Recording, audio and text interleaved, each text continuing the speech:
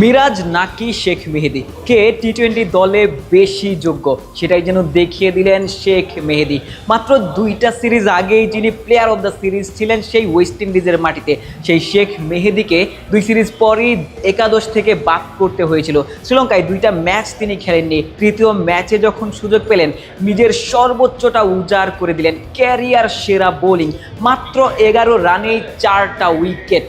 শেখ মেহেদী প্রতিপক্ষ দলের ওই টপ অর্ডার কিংবা মিডল অর্ডার কিন্তু একাই গুড়িয়ে দিয়েছেন। শ্রীলঙ্কা দলের সব থেকে আগ্রাসী ব্যাটার কুশাল মেন্ডিস, যিনি বাংলাদেশের বিপক্ষে আউটই হতে চান না, যিনি আগ্রাসী ব্যাটিং করে থাকেন, বাংলাদেশের বোলারদের বিপক্ষে ডমিনেট করেন, সেই মেন্ডিসের উইকেটটাই কিন্তু তিনি তুলে নিয়েছেন।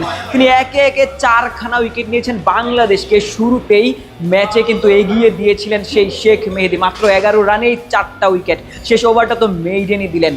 শেখ মেহেদী বাংলাদেশ দলের টি-20তে অটো চয়েস একজন ক্রিকেটারই বোধ হয়, তবে তাকেই কিন্তু প্রথম 2 ম্যাচে মাঠে নামানো হয়নি। শেখ মেহেদী সেই একটা যোগ্য জবাব কিন্তু দিয়ে দিয়েছেন আজকের ম্যাচে। মেহেদীর দুর্দান্ত বোলিংয়ে বাংলাদেশ এই মুহূর্তে এই ম্যাচের চালকের আসনে। তবে শেষটা কেমন করেছে বাংলাদেশ সেটা কিন্তু আপনারা কমেন্ট সেকশনে জানিয়ে দিতে পারেন। লিটনের ক্যাপ্টেন্সি নিয়েও বলতে হয়, দুর্দান্ত ক্যাপ্টেন্সি করেছেন লিটন কুমার দাস।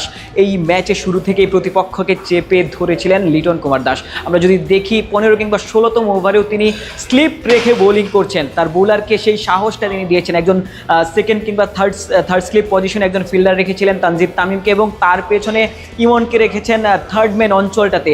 কতটা আগ্রাসী ক্যাপ্টেন্সি তিনি করছিলেন। এবং উইকেট কিপার লিটনের কথা আলাদা করে বলতেই হয়। পাথুম নিশাঙ্কার একটা ওই স্টাম্পিং তিনি কত দ্রুত আসলে করতে সক্ষম হয়েছিলেন, যদিও পাথুম নিশাঙ্কা অবশ্য বেঁচে গিয়েছিলেন, তবুও লিটনের উইকেট কিপিংয়ের প্রশংসা করতেই হয়। আগের ম্যাচেও 2টা ক্যাচ নিয়েছেন, 2টা স্টাম্পিং তিনি করেছিলেন, 4টা ডিসমিসাল, এবং আগের ম্যাচে যে ইনিংসটা তিনি খেলেছেন আজকের দিনেও লিটনের সেই ইনিংসটাই হয়তোবা দলের তার কাছে সব থেকে বেশি চাওয়া। লিটন যদি ভালো ক্রিকেট খেলেন, যেই স্কোরটা লঙ্কা দল করতে পেরেছে সেটি কিন্তু বাংলাদেশ চাইলেই ছাড়িয়ে যেতে পারে। প্রথমবারের মতো এই আর প্রেমাদাসায় বাংলাদেশ হয়তোবা ম্যাচটা জিততে পারে। বাংলাদেশ সেটি হয়তোবা করতে চাইবে, প্রথমবারের মতো এই লঙ্কার মাটিতে সিরিজ জিতে।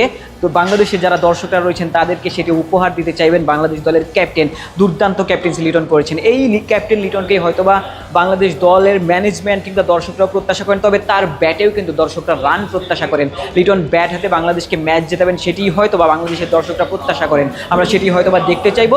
লিটনের ব্যাটে কিংবা ওই টপ অর্ডার ব্যাটারদের ব্যাটেই বাংলাদেশ দল এই ম্যাচে লঙ্কান দলকে পরাজিত করবে, বাংলাদেশ এই ম্যাচটা জিততে সক্ষম হবে, তেমনটাই আমাদের